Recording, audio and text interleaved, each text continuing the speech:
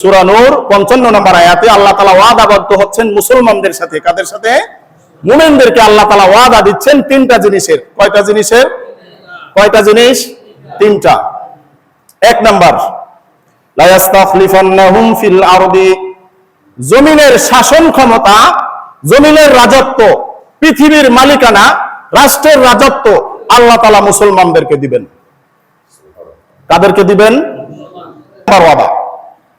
ওয়ালা ইউমাক্কিনান্না লাহুম দীনাহুমুল্লাযী ইরতাদা লাহুম, আল্লাহ তাআলা দ্বীনকে বিজয়ী ধর্ম হিসেবে প্রতিষ্ঠিত করবেন, অর্থাৎ ইসলামকে আল্লাহ তাআলা বিজয় করবেন সোজা কথায়। তিন নম্বর ওয়াদা, ওয়ালা ইউবাদদিলান্নাহুম মিন বাদি খাউফিহিম আমনা, বেঈমান মুশরিকদের প্রতি আমাদের যে ভয়, কুকুর দেখলে মানুষ ভয় পায় কি পায় না? সাপ দেখলে ভয় পায় কি পায় না?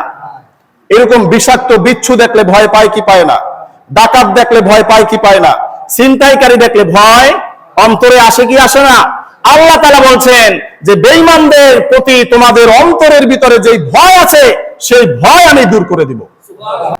তাহলে কোরআনের আয়াতগুলো আপনাকে যদি এখানে খুলে কেউ প্রশ্ন করে যে আল্লাহ তাআলা বলেছেন তোমাদেরকে রাজত্ব দিবেন, অথচ তোমরা বন্দী হচ্ছ, মার খাচ্ছ।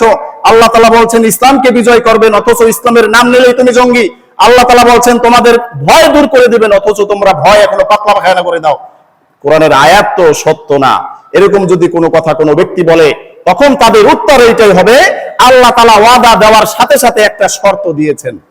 কি দিয়েছেন? এই তিনটা ওয়াদার সাথে কি আছে? একটা, জোরে বলেন, একটা কি আছে?